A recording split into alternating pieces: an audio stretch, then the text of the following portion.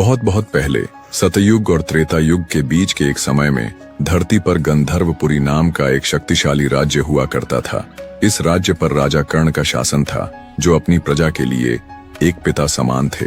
वे सिर्फ एक राजा नहीं बल्कि एक खोजी थे, जो सिर्फ अपने राज्य की सीमाओं को ही नहीं बल्कि संसार के हर रहस्य को जानना चाहते थे।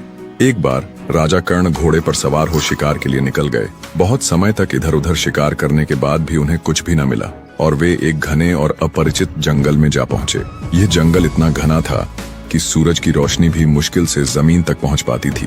राजा कर्ण को वहां एक पुराने रहस्यमयी मंदिर के अवशेष मिले। वहां एक टूटी हुई मूर्ति के नीचे एक पत्थर चमक रहा था। यह एक साधारण पत्थर नहीं था बल्कि एक अद्भुत और दिव्य मणि थी, जिसे हमारे पौराणिक ग्रंथों और कहानियों में नागमणि कहा जाता है। यह हल्की नीली आभा से जगमगा रही थी। जैसे ही राजा कर्ण ने उसे हाथ में उठाया, उस नागमणि में एक अजीब सी स्पंदन महसूस हुई। वहीं पास ही में एक बूढ़ा ऋषि ध्यान में बैठा था।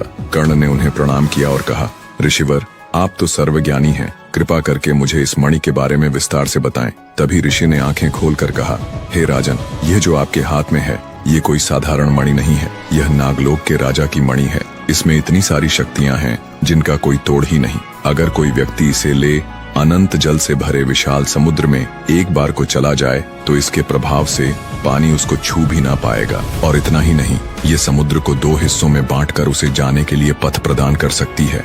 ये सुनकर राजा कर्ण का हृदय रोमांच से भर उठा। उन्होंने बिना ज्यादा विचार किए तुरंत समुद्र तट की ओर प्रस्थान किया और नागमणि को लेकर विशाल समुद्र के तट पर खड़े हुए तो उन्होंने मणि को अपने हृदय के पास रखा। उस मणि की शक्ति से समुद्र का अथाह पानी हिलने लगा। धीरे धीरे पानी 2 हिस्सों में बंटने लगा और बीच में एक अद्भुत मार्ग बन गया। राजा कर्ण को ये देखकर विश्वास ही नहीं हो पा रहा था कि समुद्र के नीचे भी ये सब हो सकता है।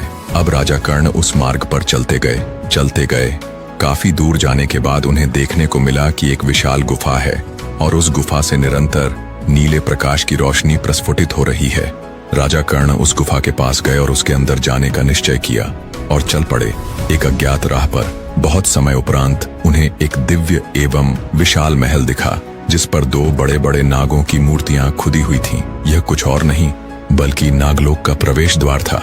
जैसे ही कर्ण ने उस महल के प्रवेश द्वार में कदम रखा, वे एक ऐसी दुनिया में पहुंच गए जो उनकी कल्पना से परे थी, जहां हर जगह हीरे, पन्ने और नीलम की चमक थी। महल और घर सब रत्नों से बने थे। इसी बीच राजा कर्ण की नजर एक अत्यंत सुंदर कन्या पर पड़ी, जो वहां के राजा नागराज की पुत्री थी और उसके चेहरे पर एक अलौकिक सौंदर्य। इससे आगे का पार्ट देखने के लिए चैनल को सब्सक्राइब करें और कमेंट में नेक्स्ट पार्ट। नमस्कार दोस्तों, ऐसे ही और कहानी वीडियो देखने के लिए हमारे चैनल को सब्सक्राइब जरूर करें, वीडियो को लाइक करें और कमेंट करके जरूर बताएं कि आपको वीडियो कैसा लगा। और कमेंट बॉक्स में जय श्री राम जरूर लिखें। जय श्री राम।